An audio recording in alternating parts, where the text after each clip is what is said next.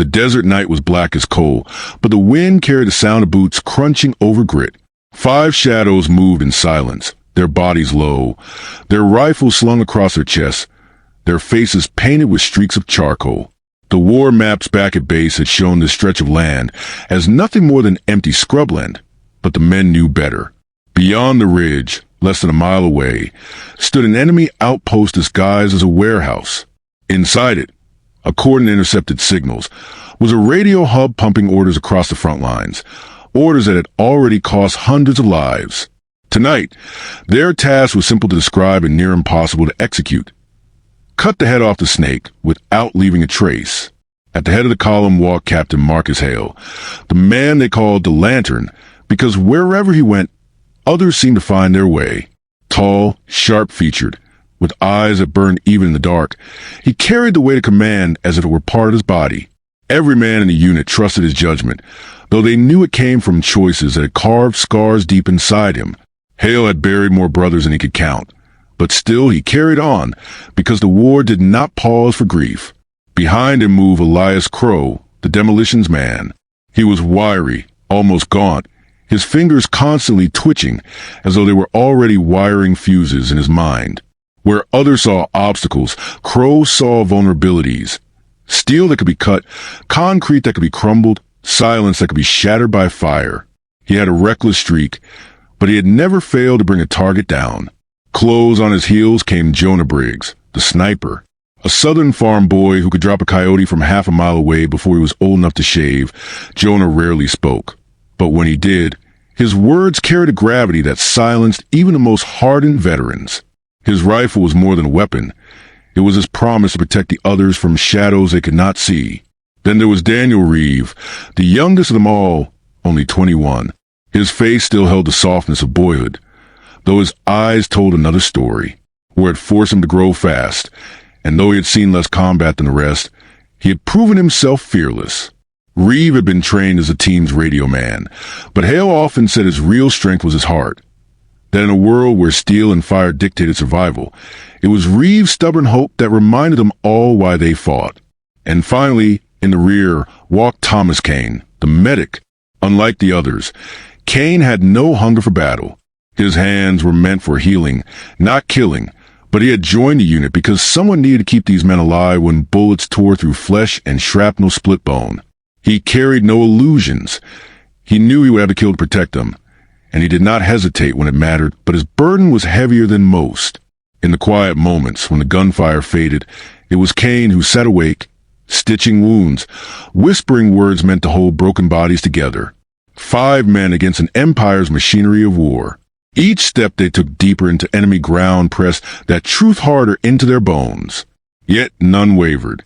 They were commandos, forged not to seek glory but to accomplish what could not be spoken aloud.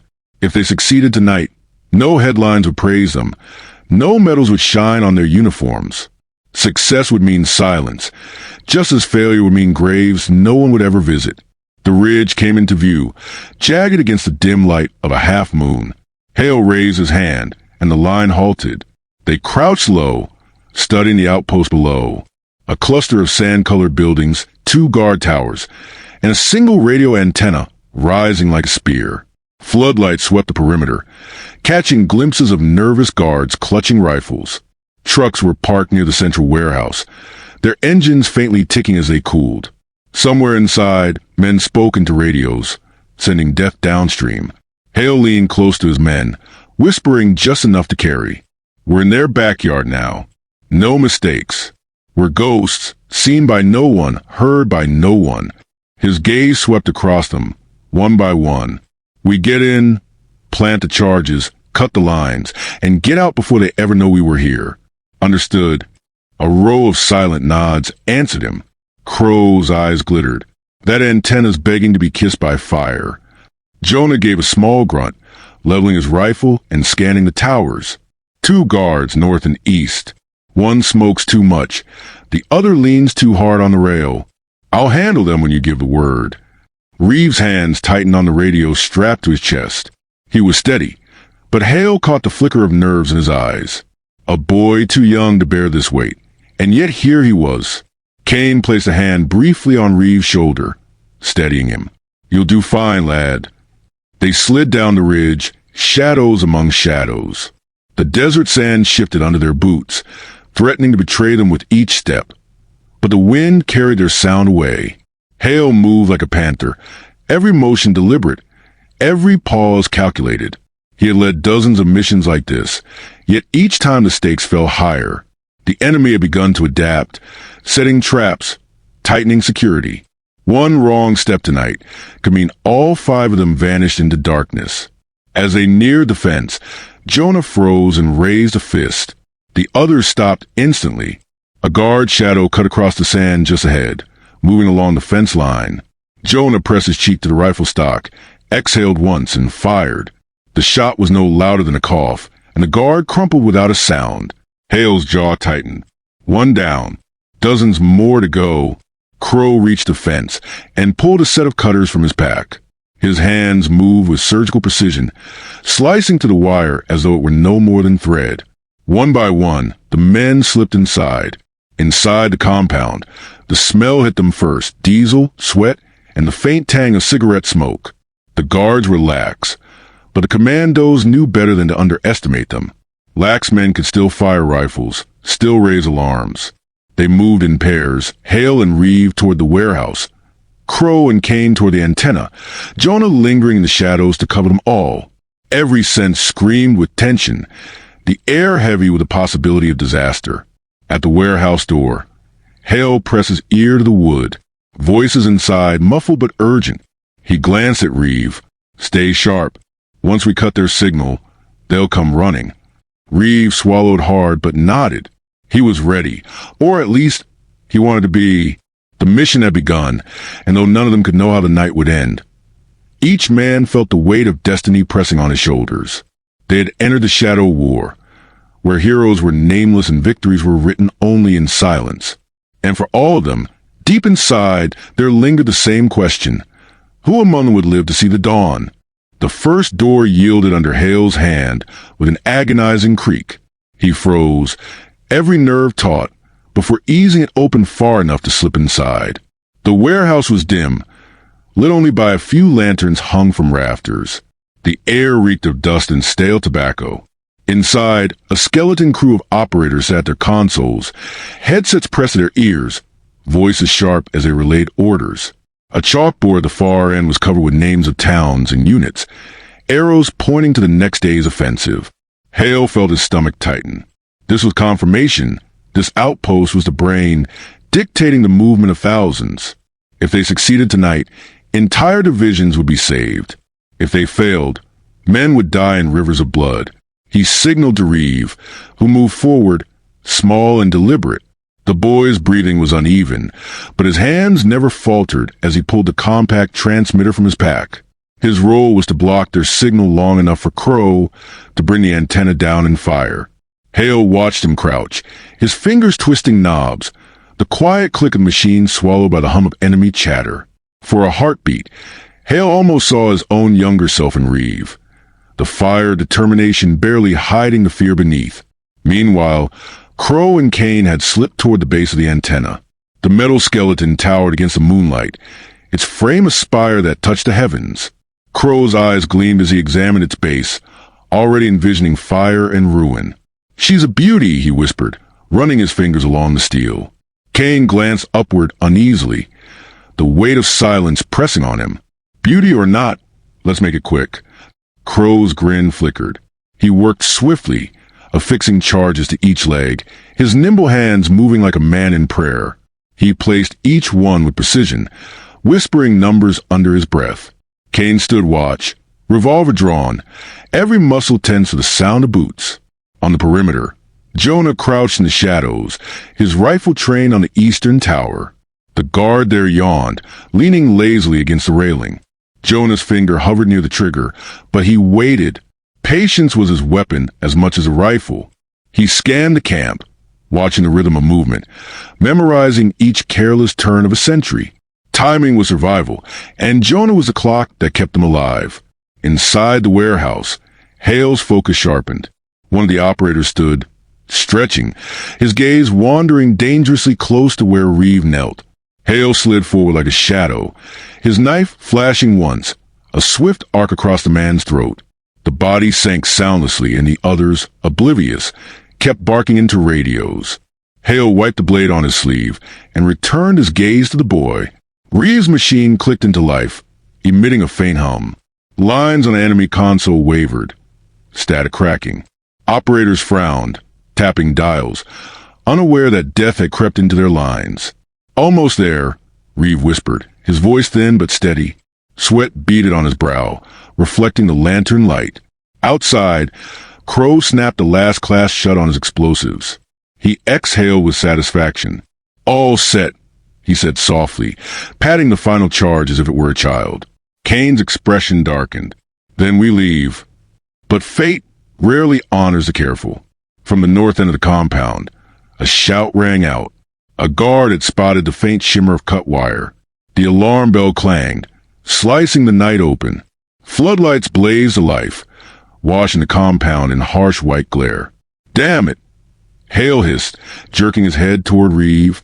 "Now, cut it now!" Reeve slammed the switch, and static exploded across the airwaves. The enemy console sparked, operators recoiling in confusion. Signals down. Reeve gasped, but his victory was swallowed by the pounding of boots outside. Jonah's rifle cracked, dropping the first man who ran toward the warehouse. The next fell seconds later, but more poured from barracks like ants from a hill. Jonah reloaded with machine-like calm, each bullet an oath to keep his brothers breathing. Hale pulled Reeve up by the collar. "Move!" They barreled through the warehouse, ducking behind crates as bullets shattered wood and glass. Hale's revolver barked, each shot deliberate, never wasted. Reeve stumbled, nearly falling, but Hale dragged him on, relentless. At the antenna, Crow grinned like a madman, his thumb brushing the detonator. Time to give her a kiss. He pressed, and the night split with thunder. Flames blossomed as the steel tower groaned and collapsed, crashing into sand with a scream of tortured metal. Sparks lit the sky like falling stars. Kane shielded his face, ears ringing. "Crow, we'll bring the whole desert down on us." "That's the idea," Crow replied, eyes wild with exhilaration. The explosion rattled the compound, confusion erupting among the guards. Some froze, staring at the wreckage, while others scrambled to regroup. Jonah used a distraction mercilessly, his rifle claiming one target after another. Hale shoved Reeve toward the breach in the fence. "Run. Get clear." He turned, covering their retreat with precise shots. Kane and Crow sprinted from the blaze, smoke curling around them. Crow laughed between gasps, as though the fire were music. Kane grabbed his arm, dragging him along. But escape was never so simple. A truck roared to life near the barracks, headlights blinding, machine guns mounted in back spitting fire. Sand erupted around them, bullets shrieking past. Hale dug behind a barrel, dragging Reeve down with him. "Jonah!" he shouted into the din. The sniper's response was a single shot. The driver slumped over the wheel, the truck swerving violently before crashing into a wall. A second shot silenced the gunner. Jonah's calm precision had once again bent chaos to their favor. "Go!" Hale barked. They scrambled through the torn fence, racing toward the ridge. The desert stretched before them, vast and merciless. Behind, shouts rose, flashlights sweeping, more engines starting. The enemy was roused, and the hunt had begun. Reeve stumbled, his radio clattering against his chest. Hale caught him, urging him onward. Kane pushed from behind, his breath ragged. Crow lagged for a heartbeat, glancing back at the fire consuming the antenna. Pride etched on his face. "That'll teach him," he muttered before sprinting again. Jonah was the last to break from the compound, slipping into the dunes like a shadow, his rifle always ready. They regrouped at the base of the ridge, lungs burning, hearts thundering. Hale scanned their faces, counting, relief flickering when he saw all five still standing. But his relief was brief. Lights glimmered in the distance, vehicles cresting the sand, moving fast. "They'll be on us in minutes," Kane said, voice tight. Hale nodded grimly. "Then we don't stop running." He looked to Reeve, who still clutched his transmitter as if it were a lifeline. "You cut their signal. That's what matters. Now we just have to live long enough for it to matter." The desert wind howled around them, carrying with it the sound of engines closing in. They were alive but hunted. Their mission had succeeded, yet survival now hung by a thread. As they started their desperate climb into the black dunes, every man knew the night was far from over. The true battle had just begun. Sand whipped against their faces as the men scrambled over the ridge, lungs burning, bodies heavy with exhaustion. The moon rode high, casting pale light across the desert, but it only revealed the danger behind them. The glow of headlights flickered on the horizon, and the drone of engines grew louder with each passing second. Hale drove them forward, every step measured, every thought focused on survival. He could feel the weight of command pressing down like iron chains. 5 men, 1 mission accomplished, but death breathing hard at their backs. Reeves stumbled again, his boots sinking into the sand. Kane caught his arm, hauling him upright without breaking stride. "On your feet, lad," the medic said, his voice hoarse. "The night won't carry us if we stop." Reeve nodded, forcing his legs to move, though every muscle screamed. His chest ached, his thoughts clouded, but beneath it all a fierce determination flickered. He had cut the signal. He had crippled the enemy's command. Now, he only had to keep moving. Jonah paused briefly at the ridge's crest, rifle raised. Through the scope, he tracked the vehicles closing fast. 2 trucks, headlights spearing through the dark, soldiers perched in the back with guns bristling. He exhaled, steady as stone, and squeezed the trigger. 1 headlight shattered, the truck swerving violently. The second shot punched through the windshield, sending the driver sprawling. The vehicle fishtailed, sand spraying in a violent arc. Yet more lights appeared further back, too many to hold off forever. Jonah's jaw clenched. He could buy time, but not salvation. Crow laughed between breaths, his grin feral. "They'll chase us till dawn if we let 'em." His hand hovered near the last satchel of charges strapped to his side.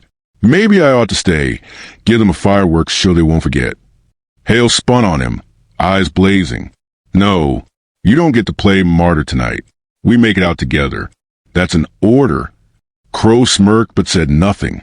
Still, his fingers lingered near the charges as though the thought had already rooted itself.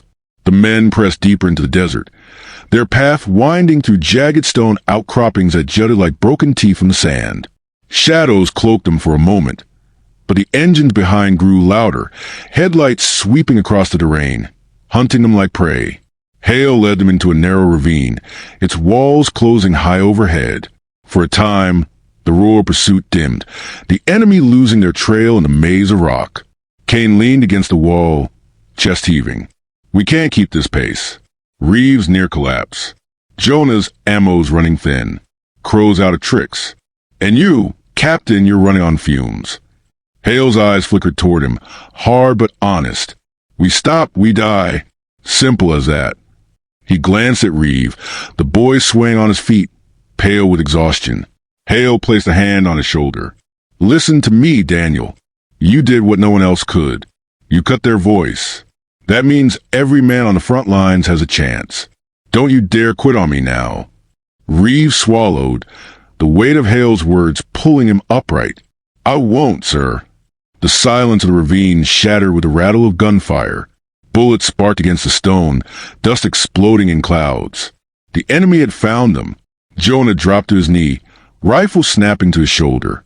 He fired, each shot precise, each target falling, but the enemy pressed forward in numbers too great. "Move!" Hale shouted.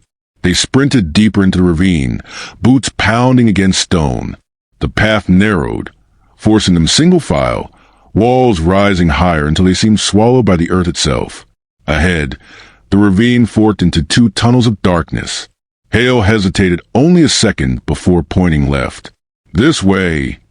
They plunged into shadow, the world closing around them. The air was cooler here, the sound of pursuit muffled, but the walls seemed to press in, each twist of the path a threat of ambush. Crow pulled a flare from his pocket, striking it to life. The red light painted their faces with fire, revealing exhaustion etched into every line. Jonah glanced back, eyes hard. "They'll be on us again in minutes." Hale nodded grimly. "Then we buy time." Crow chuckled, the flare light dancing in his eyes. Been waiting all night to hear that. He unstrapped the satchel from his side, weighing it in his hand. Let me give them something to choke on. Kane's face twisted. Crow, don't. But Crow was already moving, pressing the satchel into Hale's hands. You lead them out, Captain. You get the kid home. You get them all home. That's what matters. Hale shook his head violently. I said no martyrs. Crow's grin softened, almost tender. Ain't martyrdom if it's the only way the rest of you live. Someone's got to slam the door. The voices of pursuing soldiers echoed through the ravine, boots striking stone. Time was gone. Crow clasped Hale's arm, firm and final. Take care of them. That's all I ask.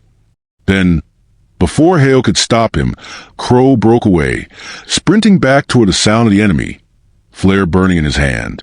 Crow! Reeves shouted, but Kane pulled him forward, his face grim. Hale stood frozen for a heartbeat, every instinct screaming to drag Crow back, but leadership demanded cruelty. He turned, forcing his men deeper into the ravine. Go! Behind them, the night ripped open. A thunderclap of fire and stone shook the earth, the walls trembling as Crow's charges detonated. The roar swallowed the enemy's shouts, swallowed everything. Dust and smoke billowed, choking the passage. The ground buckled, collapsing behind them. When the echoes finally died, silence reigned. Reeves stumbled, tears cutting through the dust on his face. He's gone. Hale's voice was steel. He chose to give us time. Don't waste it. Kane's jaw tightened, grief etched in his eyes, but he said nothing. Jonah's face was stone, but his hands trembled as he reloaded. Each man carried the weight of Crow's sacrifice differently, but all felt its gravity. They pushed on, emerging at last into open desert once more. The sky was paling with the first hints of dawn, the horizon painted with streaks of gold and blood. The silence was deafening. The engines had faded, the pursuit swallowed by fire and ruin. For the first time all night, there was space to breathe. Hale stopped, scanning the horizon. His body ached, his soul heavier still, but his eyes burned with resolve. We keep moving east. By noon, we reach our extraction point. Crow gave us that chance. Don't let it be for nothing. The men nodded, weary but unbroken. Reeve tightened his grip on the radio. Kane checked the dwindling supplies at his belt. Jonah slung his rifle with quiet determination. They walked into the rising sun, shadows long behind them, burdened by loss yet bound together more fiercely than ever.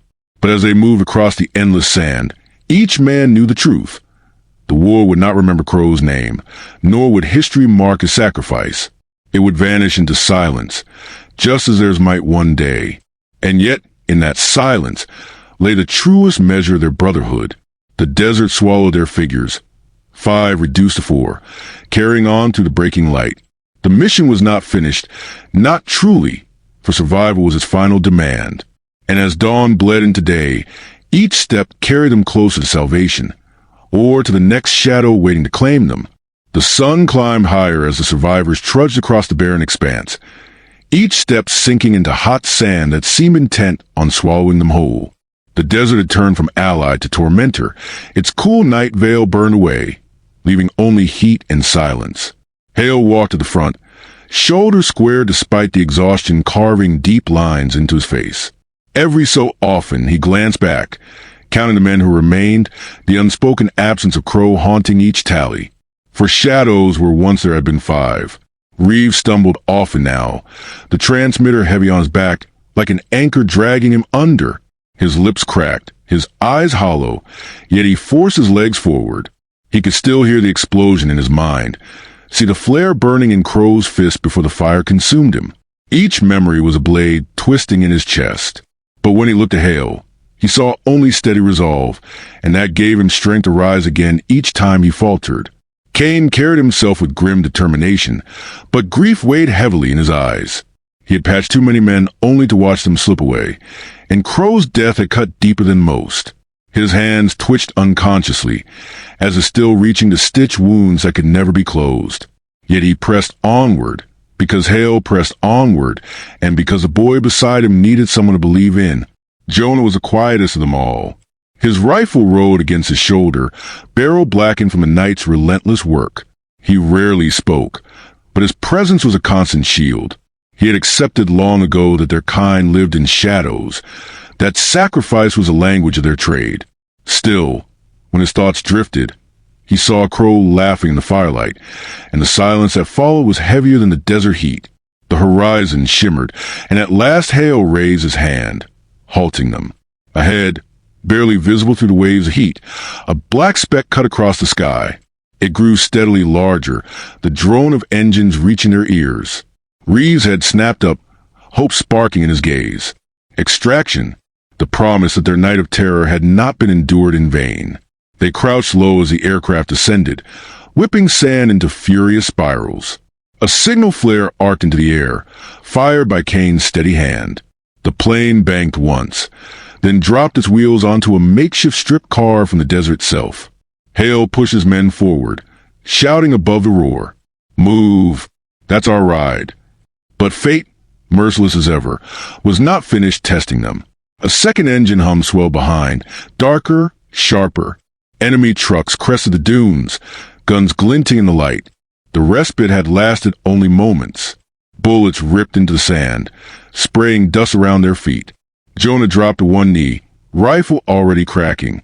2 soldiers fell from the truck bed, but more rose to replace them. Kane fired his revolver, teeth clenched, each shot deliberate. Hale dragged Reeve toward the plane, urging him to the storm of fire. The boy's legs nearly gave out, but he clutched the transmitter as if his life depended on it. Perhaps it did. The aircraft door swung open, crewmen shouting, waving them in.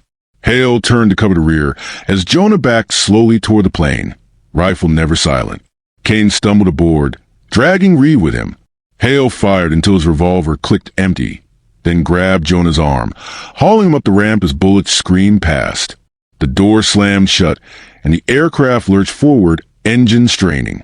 The ground fell away, the desert shrinking beneath them.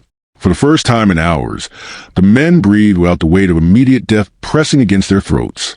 The desert stretched endlessly below, smoke from the wrecked antenna curling into morning sky. Reeves sat slumped against the wall, trembling, his hands still locked around the radio as if afraid it might vanish. Kane knelt beside him, checking for wounds, though both knew the deepest injuries were not of flesh. Jonah leaned against a bulkhead, his rifle across his knees, eyes closed but mind sharp. He could still hear the echo of the charges, the laughter in Crow's voice before the world turned to fire. He would never speak of it, but he would carry it forever. Hale stood apart, staring out the small window at the receding desert. His jaw was tight, his hands steady, but inside, the weight of command pressed heavier than ever. He had brought 4 men out, but at the price of one who could never be replaced. That was the cruel arithmetic of their world. Leaders carried the dead with them, shadows that never let go. The crewmen moved down the aisle, nodding respectfully at the battered Commandos. "Hell of a night, Captain. Command will want a full report when you're back." Hale's eyes never left the horizon. "They'll hear what they need. The rest stays with us." Because that was the truth of men like them. Their victories were nameless, their sacrifices unrecorded. History would speak of battles won and generals triumphant, but not of shadows who bled unseen to make it possible. Crow's name would not be etched into monuments.